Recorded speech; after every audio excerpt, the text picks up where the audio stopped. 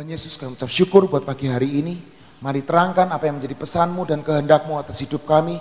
Hikmat pewahyuan, hikmat Kristus turun atas hidup kami. Pengertian yang dari surga turun atas hidup kami Tuhan. Kami percaya Tuhan, Kau perlengkapi kami, Kau persenjatai kami Tuhan. Di akhir tahun ini Tuhan kami percaya semua yang baik, semua yang ilahi kami terima. Di dalam nama Tuhan Yesus Kristus sama-sama berkata, amin. Shalom saudara semuanya.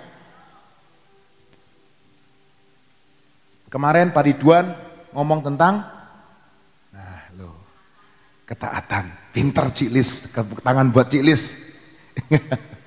Saudara tahu nggak? Saya rada iseng sih sama Pak Ridwan. Ngitungin nggak dia berapa kali ngomong ketaatan dan taat? Saya ngitungin saudara. Hampir 40 kali dia ngomong taat dan ketaatan. Betul saudara? Nanti coba lihat di YouTube-nya lagi. Dia itu kemarin ngomong taat dan ketaatan. Hampir 40 kali. Bahkan istri saya ngomong kayaknya lebih deh dari ngomong 40 kali dia ngomong taat dan ketaatan. Hari ini judul sharing saya adalah Worship is Obedience. Penyembahan adalah ketaatan. Setuju nggak saudara?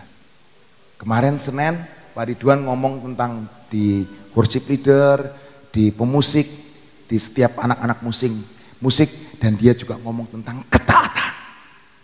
Percuma,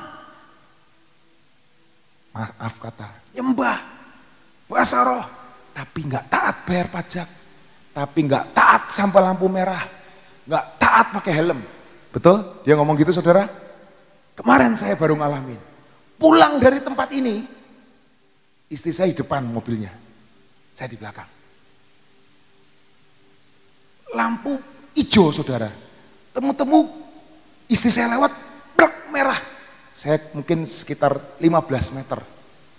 Terus ibu saya ngomong, terus aja nang.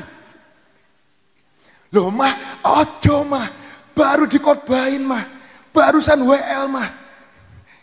Taat, ini langsung merah. Saya juga bingung, temu-temu tuh merah, plek gitu loh. Kanan kiri, depan belakang masih berhenti semuanya. Jadi kalau saya ngelanggar tuh masih safe, masih aman. Saya dulu, waduh pelanggar lampu merah nomor 1 lah kayaknya lah. Lampunya kuning itu kan kalau polisi ngomong apa? Hati-hati, stop kan? Kalau saya apa? Tancap gas, keras-keras supaya gak stop. Nah itu lampu kuning maksudnya. Kemarin barusan, ya saya ketawa di mobil, mah tadi baru ngomong tentang ketaatan. Barusan mimpin pujian, sekarang ngelanggar lampu merah, diketawain sama setan. Betul saudara? Nah hari ini saya kasih judul sharing saya, Worship is Obedience. Obedience itu apa? Ketaatan. Setuju saudara ya? Worship bukan cuma kita lepas PW di tempat ini saudara. Atau kita memimpin pujian. Atau kita nge-MC suatu acara gereja. Ternyata worship itu adalah ketaatan. Setuju gak saudara? Setuju ya saudara ya? Saya setuju sama Pak Ridwan kemarin. Worship is obedience. Penyembahan adalah sebuah seni saudara. Menyembah Tuhan. Betul saudara? Kita pakai mic, kita pakai alat musik, pakai piano, mengangkat tangan, mengedahkan kepala. Itu salah satu penyembahan saudara. Bahkan orang Yahudi berkata macam-macam penyembahan. Ada yang tertelungkup, ada yang selonjor. Itu penyembahan juga. Bahkan orang Yahudi ketika di tembok ratapan, mereka menempelkan kepalanya di tembok ratapan. Itu penyembahan juga.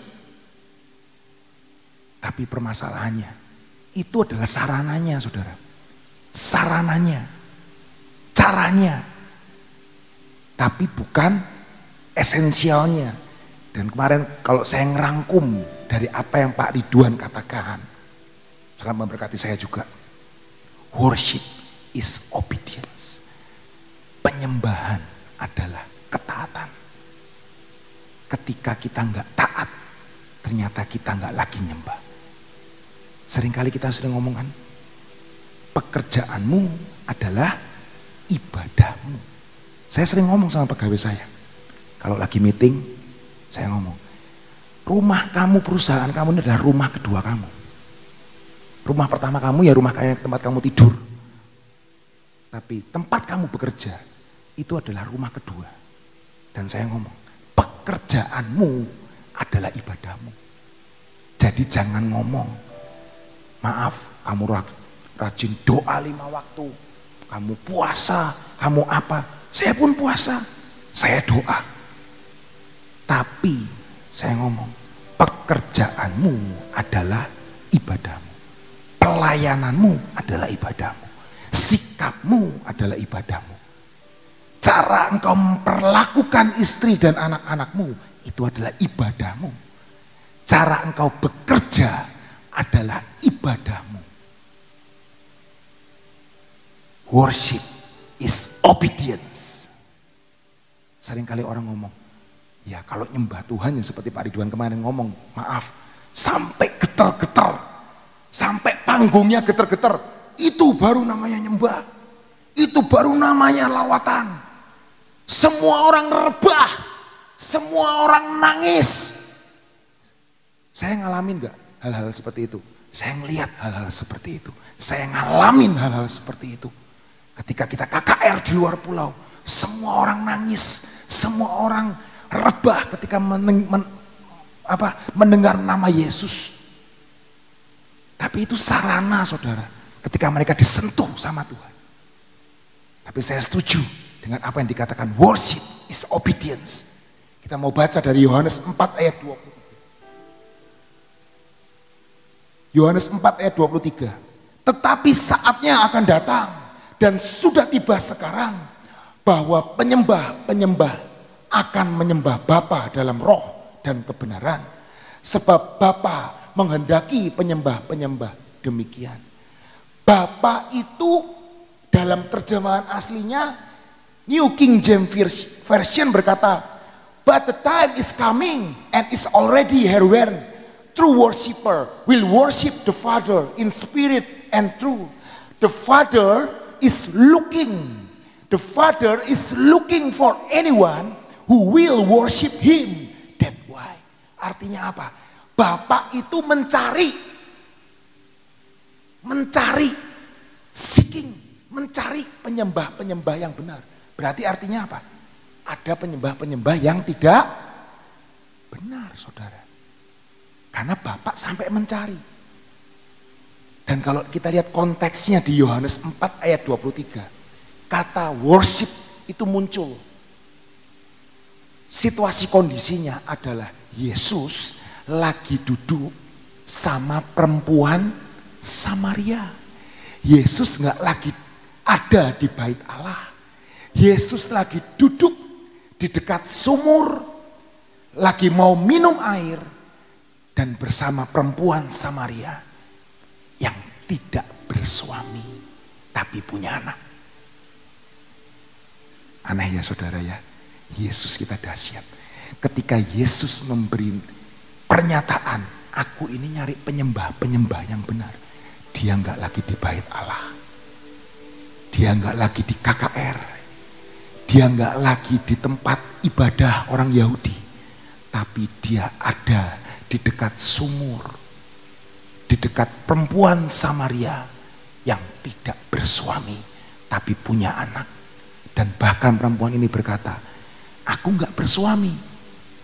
Karena suami-suamiku sudah pergi semuanya. Dan yang tinggal sama aku hari ini itu bukan suamiku loh. Alias kumpul kebo loh. Betul saudara? Yesus hari itu berkata, aku cari penyembah-penyembah yang benar. Karena Bapakku yang di surga menghendaki. Aku cari penyembah, worshiper yang benar. Ketika dia ada di tengah-tengah orang berdosa. Yang kedua saudara, Yohanes 4, Kejadian 22. Kejadian 22. Ini cerita tentang kemarin sudah disinggung sama Pak Ridwan. yaitu seorang tokoh iman yang luar biasa. Yaitu siapa? Abraham. Abraham itu punya anaknya di masa muda atau di masa tua, saudara? Umur sudah cepek loh, ketika dapat cepek loh. Ada di sini umur cepek, ibu saya 87 tahun, 13 tahun lagi baru cepek. Ya itu kalau Tuhan belum datang. Ya mah, mau cepek mah, ya puji Tuhan. 87 tahun, bayangin saudara, ibu saya 87 tahun. Ini Abraham, cepek loh, 100 umurnya. Waduh, jari wong Cirebon tembe duwe anak. Ishak itu baru dikasih umur 100 tahun. Kita baca lagi, Kejadian 22 ayat 5. Kata Abraham kepada bujangnya, tinggallah kamu di sini dengan keledai ini. Aku beserta anak ini akan pergi ke sana. Kami akan sembayang. Sesudah itu kami kembali kepadamu. Saudara, dari ayat ini kita tahu ceritanya, saudara. Tuhan minta Ishak dikorbankan. Betul? Kita tahu endingnya. Abraham memilih taat. Betul saudara? Dan kata yang sama diulang lagi. Muncul awal di Alkitab, worship. Menyembah. Ketika ada seseorang yang taat, ternyata worship itu muncul kembali. Worship adalah ketaatan. Ketika Abraham taat dan dia berkata kepada bujangnya, ayo kita pergi ke gunung itu. Kita akan worship, sembayang. Dan perkataan iman Abraham apa? Dan sesudah itu kami berdua akan kembali. Padahal dia tahu kalau Ishak itu diminta sama Tuhan. Anak kesayangan, anak di hari tua, umur cepek, harusnya sudah punya cicit, cacat, cocot. Nah, mungkin ini baru punya anak, saudara. Luar biasa. Dan ketaatannya diuji. Betul saudara? Ya saya jujur, mungkin kalau saya dibandingin sama Abraham, ya jauh Tuhan. Makanya Pak Ridwan kemarin juga ngomong, ya nggak diuji, karena pasti nggak akan sampai. Betul saudara? Jadi artinya apa saudara? Bagaimana taat yang Tuhan pengen. Saya ini cuma ngerangkum saudara, ngerangkum dari apa yang Pak Ridwan ngomong sebenarnya. Bagaimana taat yang benar? Karena saya hitung, dia itu ngomong taat sama ketaatan 30 kali saudara. Nggak tahu saudara ngitungin atau enggak. Saya nggak ngitungin kancing bajunya dia. Saya nggak ngitungin gambar batiknya dia seperti apa. Tapi saya perhatikan dia ngomong taat dan ketaatan itu lebih dari 30 kali. Dan taat yang Tuhan mau itu seperti apa? Yohanes 3 ayat 36. Barang siapa percaya kepada anak, ia beroleh yang kekal. Tetapi barang siapa tidak taat kepada anak, Yohanes 3 ayat 36, ia tidak akan melihat hidup, melainkan murka Allah tetap ada di atasnya. Saya ulang, barang siapa percaya kepada anak, ia beroleh hidup yang kekal. Tetapi barang siapa tidak taat kepada anak, ia tidak akan melihat hidup, melainkan murka Allah tetap ada di atasnya. Yang pertama, taat itu bukan karena ikut-ikutan, tapi taat itu karena percaya. Amin saudara. Saya percaya perkataan Ibu Nani ketika saya mau menikah dulu. Ibu Nani ngomong, udah lu susah cari KPR zaman sekarang. Udah sekarang sewa dulu. Ngontrak dulu rumahnya. Dan kebetulan saudara, rumah yang ibu saya tempatin sekarang, itu dulu saya kontrak saudara. Kontrak setahun. Karena apa? Sertifikatnya itu masih induk. Jadi tidak bisa dijadikan sertifikat hak milik. Harus dipecah dahulu. Nah itu kaliganya. Saya suruh beli rumah, nggak bisa. Dan saya ini, tante saya ini ngomong, sudah dikontrak dulu saja. Dan saya percaya, saya taat. Taat karena percaya. Saudara bisa taat karena saudara percaya. Betul saudara? Makanya kita harus percaya sama firman Tuhan. Kita harus percaya sama Yesus yang sudah mati dan bangkit buat hidup kita. Kalau dia sudah tebus dosa kita. Saudara pernah dengar ada firman Tuhan yang saya sering udah 2 kali 3 kali berkata, anak muda yang temu-temu pas Yesus dalam rombongan berjalan, anak muda ini ngomong, Yesus, Yesus, Yesus, semua sudah saya lakukan, semua sudah saya lakukan dan kerjakan. Dia pengen dipuji sama Tuhan. Wah, hebat kamu ya. Wah, hebat ya pelayanan kamu. Tapi Tuhan ngomong apa? Hanya satu kamu yang kurang. Ikutlah aku. Orang bisa ngikut orang. Kalau apa? Percaya. Artinya anak muda ini nggak percaya sama Tuhan. Dan firman Tuhan berkata, dia sedih hatinya karena hartanya sangat banyak. Artinya apa? Dia nggak percaya sama Yesus. Dia percaya sama hartanya. Pertanyaan buat saudara. Taat karena percaya. Percaya siapa? Percaya Yesus? Percaya firman Tuhan? Percaya janji ya dan amin? Atau percaya hartamu? Atau percaya dengan kepintaranmu? Engkau bersandar dengan kepintaranmu dan engkau hanya berjalan dengan ketaatanmu yang sedemikian itu saja. Tadi yang pertama, taat karena percaya. Yang kedua saudara, Yohanes 14 ayat 23 berkata, Yohanes 14 ayat 23, jawab Yesus, jika seorang mengasihi aku, ia akan menuruti firmanku. Dan Bapakku akan mengasihi dia. Dan kami akan datang kepadanya. Dan diam bersama-sama dengan dia. Jika seseorang, jika saya, jika saudara mengasihi Tuhan. Dan menuruti firman Tuhan. Maka percayalah. Bapa di surga akan mengasihi saudara dan saya. Amin. Dan dia Tuhan Yesus dan Bapa di surga akan bersama-sama dengan kita. Amin saudara. Taat itu karena kita mengasihi Tuhan. Betul?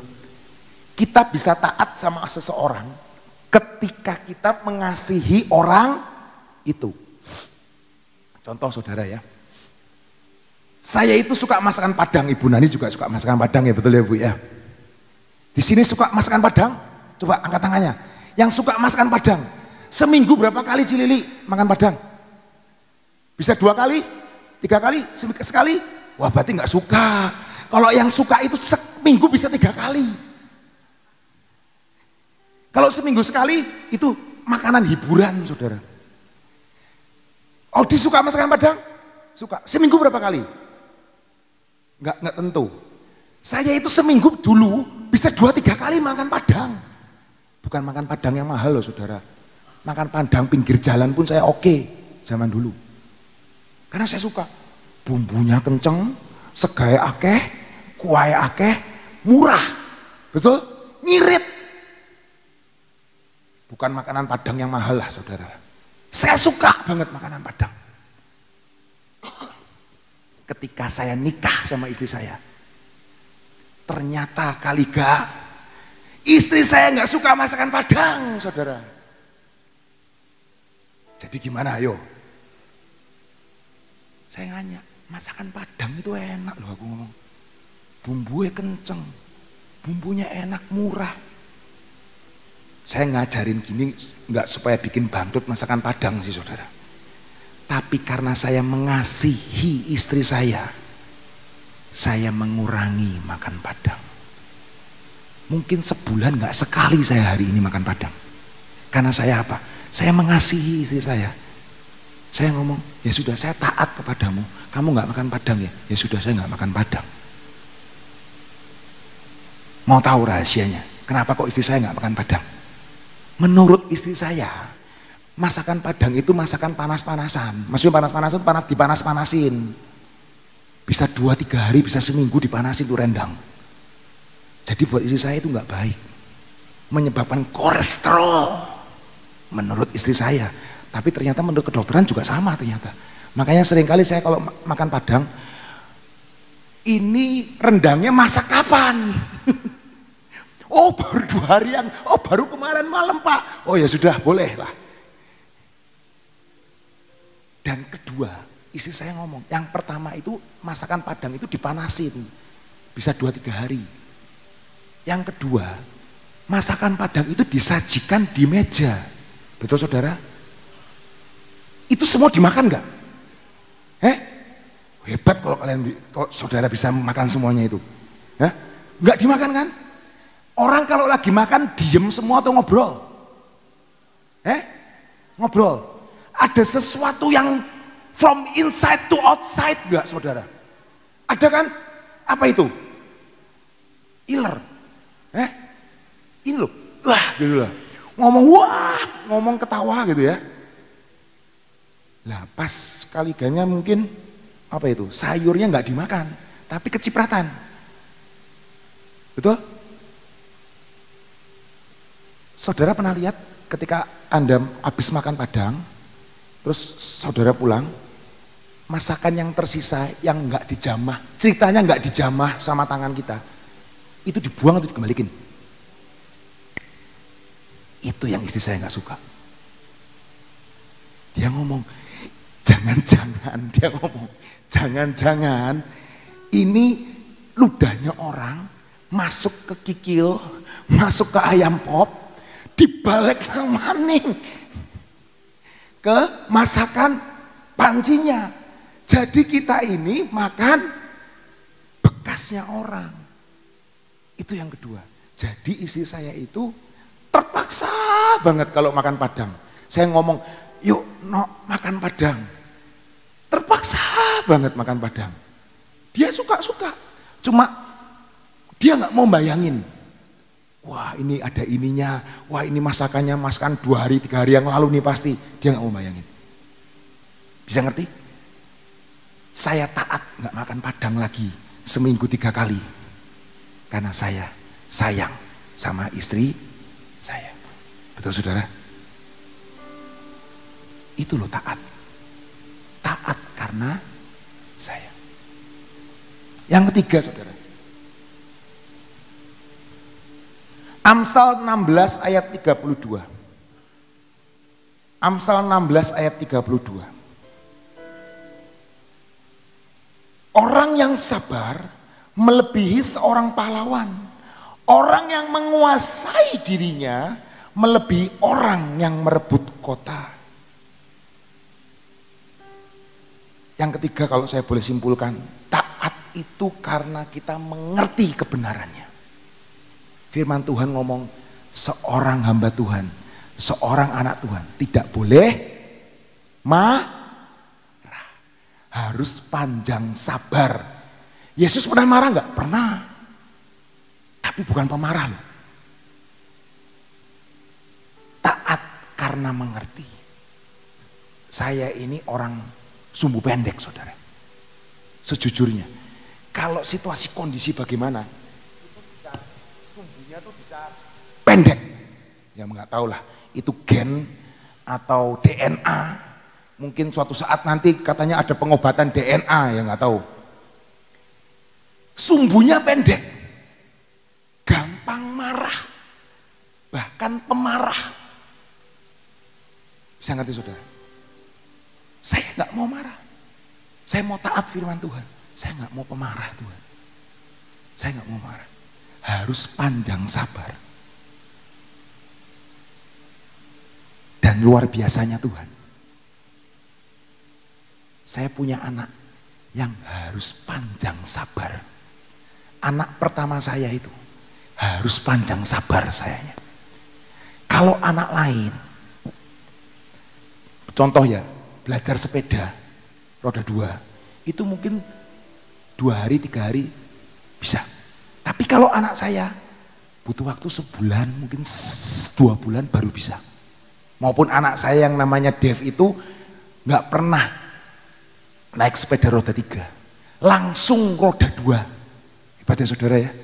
Adiknya aja umur 4 tahun atau 5 tahun, 5 tahun baru bisa naik roda 2. Anak saya yang pertama yang ajaib, itu bisa roda 2, itu umur 4 tahun udah bisa. Tapi ngomongnya telat. Diajarin ngomong telat. Di sekolah konsentrasi kurang. Yang kedua, pinter, bantah terus. Diajarin mamanya, perang dunia itu satu rumah. Gitu loh. Perang dunia. Tetangga mungkin bisa dengar itu. Tapi anak yang pertama itu slow banget. Dev gitu. Ayo ini slow banget. Dia ngomong Pancasila. Apa Dev? Pancasila. Yang keras Dev, kamu cowok Dev. Sila pertama, sila kedua, sila ketiga, sila keempat, sila kelima itu harus hafal sekarang anak SD. Belum tentu teman-teman di sini semua. Yo, kalau saya sekarang ngomong sebutkan Pancasila, waduh, bingung pasti. Saya aja jujur bingung. Sila keempat aja lupa-lupa ingat saya. Tapi kata Jokowi harus ingat semuanya, betul? 5 tuh Pancasila. Nah itu. Saya diberi anak Dev, itu harus panjang sabar. Kalau orang Jawa ngomong ususnya kudu dawa, ususnya harus panjang, panjang dan sabarnya lebar. Jadi saya ngadepin anak ini tuh harus apa? Sabar, sabar. Kadang-kadang, aduh Dev gitu aja kok nggak bisa sih Dev. Ayolah Dev, harus sabar, sabar. Taat karena mengerti. Saya nggak mau marah, karena firman Tuhan ngomong, jangan marah, jangan marah. Amin. Yang terakhir, saudara, taat karena kita bisa jadi berkat. Secara official, saya itu lahir baru tahun 2000. Lahir baru tahun 2000. Lahir saya tahun 79, brojol langsung KTP Kristen. Akte keluarga Kristen, betul saudara? Tapi secara official tahun 2000 saya lahir baru. Berarti berapa? 22 tahun yang lalu. Taat karena menjadi berkat.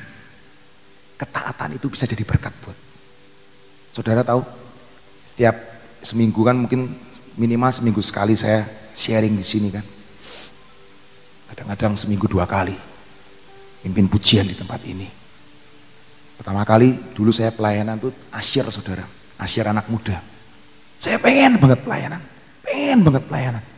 jadi asyir anak muda, asyir. Terus mulai di tim kreatif ministry, bikin apa? Bikin permainan anak-anak. Terus saya mulai jadi guru Sion Kid, dulu bukan Sion Kid namanya, apa itu namanya? PD anak. Saya jadi guru di PD anak. Mulai belajar yang namanya khotbah di anak-anak. Kalau khotbah di anak-anak itu kan istilahnya lu salah khotbah juga nggak apa-apa gitu loh. Nggak akan tahu. Ngomong yang naik ke pohon siapa? Gitu kan. Ayo, yang naik ke pohon siapa? Ayo. Sakeus atau Lazarus? Hah? Saya pernah saudara, yang naik pohon itu Lazarus. Dan anak-anaknya juga nggak apa-apa. Saya ngomong, terus Sakeus datang. Lazarus kamu turun, itu pohon saya. Oh ya maaf Sakeus, saya akan turun. Nah itu ya nggak apa-apa. Seperti Pak Rihon ngomong, yang khotbah saya gitu loh. Mau-maunya saya. Itu pohon Sakeus. Lazarus kamu turun kembali ke gua. Nah, mau-maunya saya dong. Nggak masalah dong. Saya yang khotbah, itu belajar. Tuhan mau melatih saya. Dan saya taat. Suatu hari Dulu ada seorang kakak rohani saya namanya Ko Benyamin. Itu Ko Ben itu yang selalu mementor saya di anak muda. Mentor saya terus, Ko Benyamin ini. Ayo Luk, maju terus. Suatu saat dia ngomong, kamu harus jadi singer. Kamu bisa jadi singer. Gini. Aduh, suara saya jelek. Lebih baik saya nggak nyanyi daripada saya nyanyi. Nanti malaikat semua pada iri sama saya ngomong. Dia ngomong, saya dapat kamu harus nyanyi. Dulu saya waktu di Bandung, pelayanan di Bandung, di PD-nya Pak Yusak. Saya juga pengen nyanyi, saudara. Saya ikut audisi nyanyi. 3 kali ikut audisi nyanyi, nggak diterima tuh. Padahal yang audisi saudara-saudara saya sendiri loh. Ko Deni, Ko Semi. Itu yang audisi saya. CFV almarhum. Itu yang audisi saya. Saya nggak diterima loh. Hebat ya. Tapi hari ini saudara, kalau saya bisa mimpin pujian itu semua karena anugerah Tuhan. Taat bisa jadi berkat buat banyak orang. Amin saudara. Seminggu yang lalu tanggal 3 itu alumni sekolah saya itu SMA itu 25 tahun saudara. Apa namanya itu? Reuni perak 25 tahun. Saya ditelepon sebulan sebelum reuni, saya ditelepon. Loh, kamu datang enggak? Aduh maaf, saya nggak bisa datang. Saya ada kondangan di Semarang. Kamu datang loh. Kita sudah sepakat semua panitia. Kamu yang khotbah. Loh, saya ini bukan pendeta, saya ngomong. Saya ini pengusaha. Enggak, saya lihat kamu khotbah. Saya lihat kamu di YouTube. Saya lihat kamu di Instagram. Kamu khotbah. Oh enggak, itu saya cuma diminta untuk jadi firman Tuhan, saya sharing. Ya sudah, kita nggak mau tahu. Yang kita tahu, kamu sekarang pendeta. Sekarang kamu harus khotbah di reuni kita. Pikir dalam hati saya, waduh, ini kalau saya datang reuni, ini pembalikan keadaan saudara. Orang yang paling nakal, orang yang paling ngelawan guru, orang yang istilahnya troublemaker, saya itu tercatat bukan di buku prestasi di BPK saudara, saya tercatat di buku hitam BPK. Suka main motor, geng-gengan motor, suka orang Cirebon suka ngomong mabal itu bolos sekolah, ngelawan guru, suka bertengkar. Itu saya waktu SMA saudara. Terkenalnya itu bukan sesuatu yang baik. Terkenalnya itu julukan saya waktu SMA itu Double Dragon.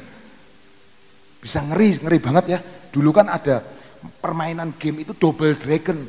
Itu sukanya apa? Sukanya main gebuk-gebukan. Lah itu saya. Sama kembaran saya itu. Double Dragon.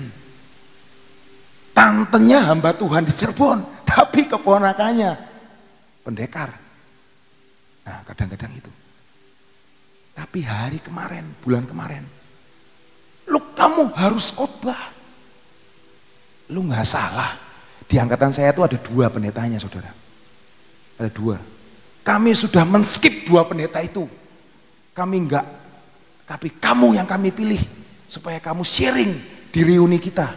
Aduh, aku ngomong maaf nggak bisa.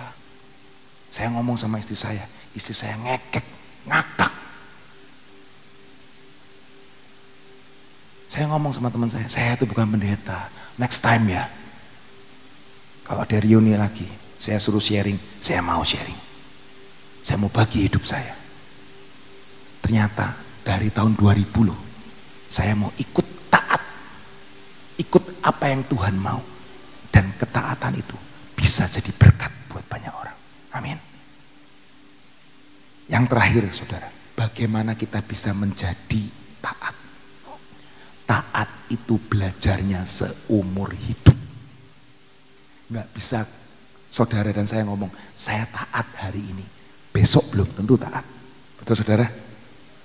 Ibrani 5 ayat 6, Ibrani 5 ayat 8. Dan sekalipun ia adalah anak, ia telah belajar menjadi taat dari apa yang telah dideritanya.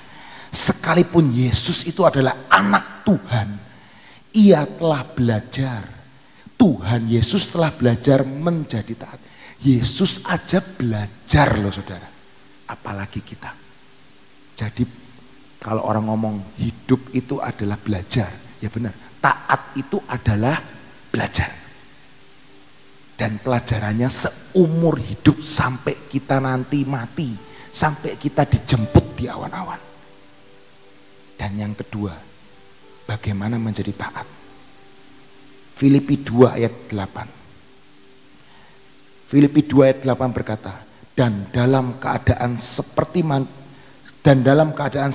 manusia, ia telah merendahkan dirinya dan taat sampai mati, bahkan sampai mati di kayu salib. Taat mungkin upahnya kematian, tapi percayalah, Yesus sudah mati di dalam hidup kita dan Yesus sudah bangkit dalam hidup kita. Amin. Dia sudah tanggung kematian itu dan digantikan dengan kehidupan di dalam hidup setiap kita. Amin saudara. Tuhan Yesus memberkati. Taat, obedience, worship is obedience. Tuhan Yesus memberkati.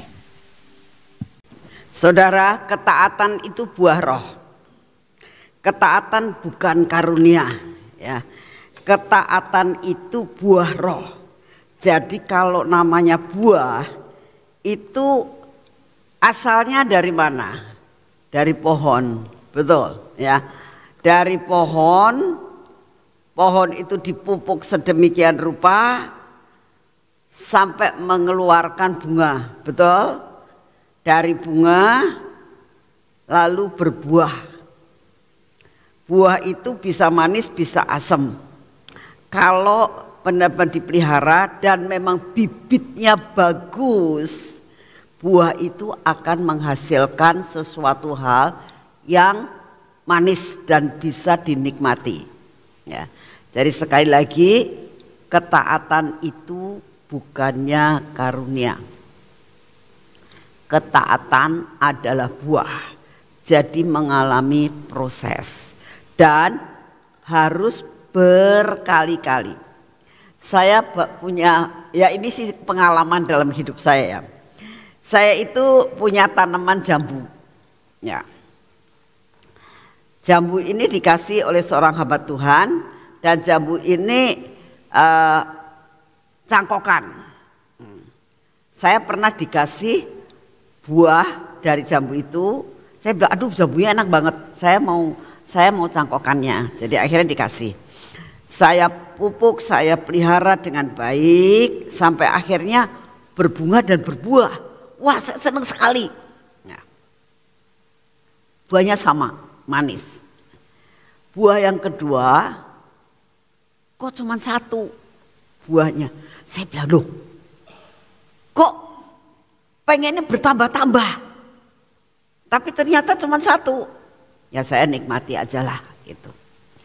Lalu saya bilang ke karyawan saya, Pak, bagaimana caranya buah ini, pohon ini bisa berbuah lebih banyak lagi? Masa cuma satu? Ya Bu, mesti dipupuk, dibongkar tanahnya katanya, diganti tanah. Ya sudah saya lakukan itu semuanya. Karena dengan tujuan apa? Pengen berbuah lebih. Nah, dilakukan semua itu terus berbuah lebih banyak banget. Aduh senang sekali, gede-gede manis ya. Nah sesudah itu selesai, musim buah lagi. Ini musim buah lagi, kok rada kecil buahnya. Loh kenapa? Kemarin buahnya gede, kali ini buahnya agak kecil. Saudara tahu, ketaatan itu tidak bisa stabil. Ya, tadi Luki katakan ketaatan itu harus belajar seumur hidup. Betul. Ya. Karena ketaatan adalah buah.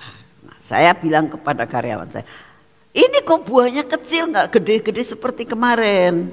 Kamu pupuk nggak? Kalau disiram saya tahu, karena saya lihat dari jendela setiap pagi dan sore disiram. Cuman perlu dipupuk dan diberi obat sampai bisa berbuah lebih banyak. Taat pun sama. Harus dipupuk, harus belajar sampai kita terus setiap kali menang. Karena kita itu punya kelemahan. Ya, ketaatan itu butuh yang dinamakan benar-benar kasih. Ya. Demikian juga dalam kehidupan kita, ayo belajar. Ya. Masih kurang. Loh ini kok kali ini aku kok ketaatannya berkurang. Ya. Di mana letak kesalahannya? Seperti buah itu. Oh ini kurang pupuk. Oh ini, kurang itu dan sebagainya. Sampai pada suatu saat dikatakan gini, Bu, ini itu katanya harus dikasih mecin. Apanya? Saya bilang, tanamannya. Mecin kok kayaknya nggak nyambung ya. Kenapa tanaman dikasih? Kalau vetsin kan namanya buat makanan. Ini masa? Iya Bu. Ya wis lah coba. Gitu. Ini belum ada hasilnya. Saya nggak tahu benar enggaknya. Saudara, jadi harus ada usaha. Ketaatan pun harus ada usaha. Supaya kita itu tetap dalam jalurnya ketaatan. Hanya oleh karena anugerah Tuhan dan pekerjaan Roh Kudus yang membantu kita untuk menjadi seorang yang taat. Amin. Yuk kita berdoa. Terima kasih Tuhan untuk firman-Mu. Terima kasih untuk penyembahan pujian selama 1 jam. Terima kasih untuk semua dan semuanya yang Kau sudah kerjakan dalam kehidupan kami Tuhan. Buat kami mengerti bahwa proses itu perlu untuk kami maju, bukannya kami tambah mundur. Terima kasih untuk kasih setia-Mu. Hari ini ya Tuhan, kami tetap mau berdoa buat anak-anak yang saat ini sedang, anak-anak SD Tuhan yang saat ini sedang pergi outing ke Lembang.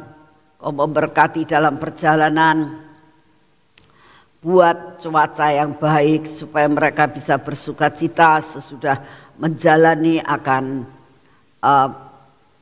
sekolah yang begitu berat, dan mereka boleh outing hari ini. Beri damai sejahtera sukacitamu, tidak ada kecelakaan, tidak ada mengalami yang sakit, semua diberi kekuatan kesehatan Tuhan.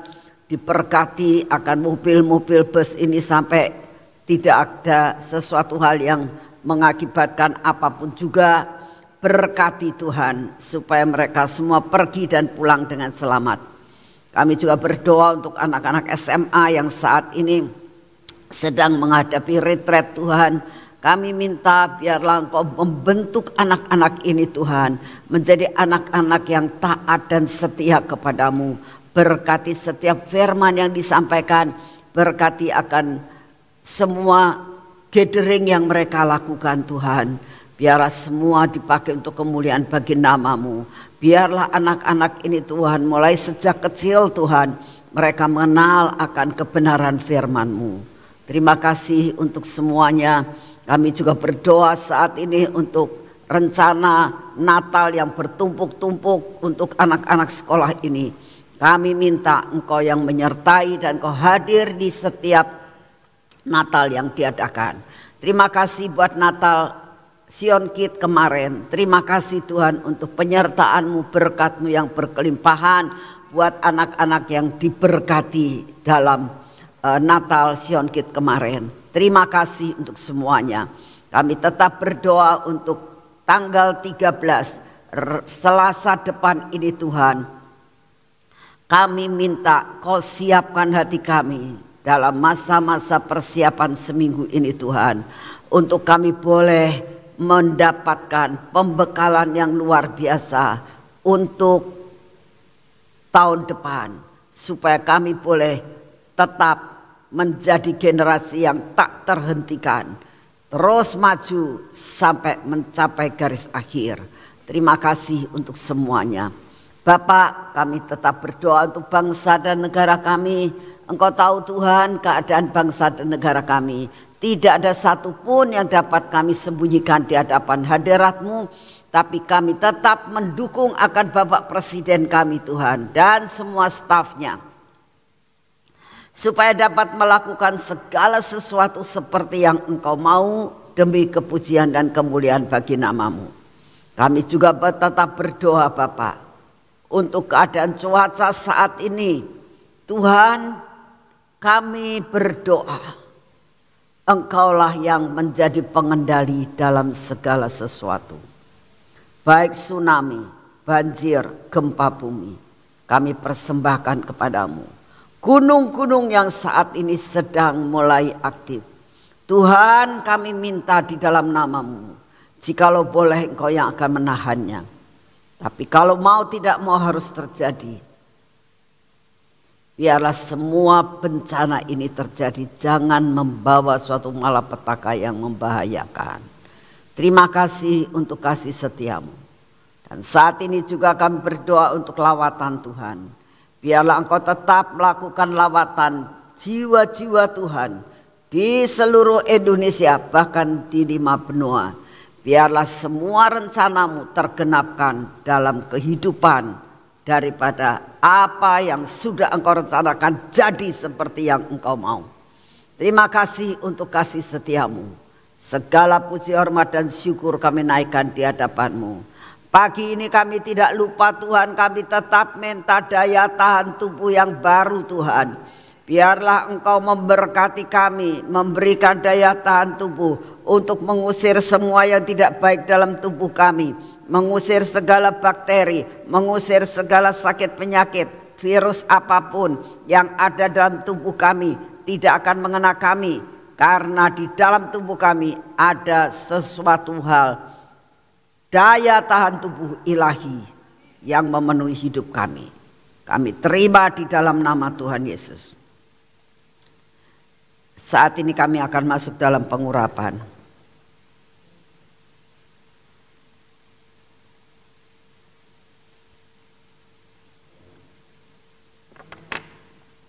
Di dalam nama Tuhan Yesus, biarlah pengurapan ini memasuki akan seluruh kehidupan kami. Memasuki akan mata kami, telinga kami, bibir, mulut kami, dan hati kami. Semua yang tidak baik dalam hidup kami dipatahkan. Engkau berkati akan tangan kami dan kaki kami ini ya Tuhan. Biarlah kaki kami dan tangan kami ini diberkati hari ini, sehingga kami dapat melakukan semua pekerjaan kami bersama dengan Engkau. Dan kami mengalami kemenangan, kami mengalami berkat, kami mengalami apa yang menjadi jatah kami. Tidak ada yang tercecer. Terima kasih untuk semuanya. Segala pujian, hormat dan syukur kami naikkan di hadapan-Mu. Di dalam nama Tuhan Yesus. Amin. Selamat pagi, Tuhan memberkati saudara semuanya.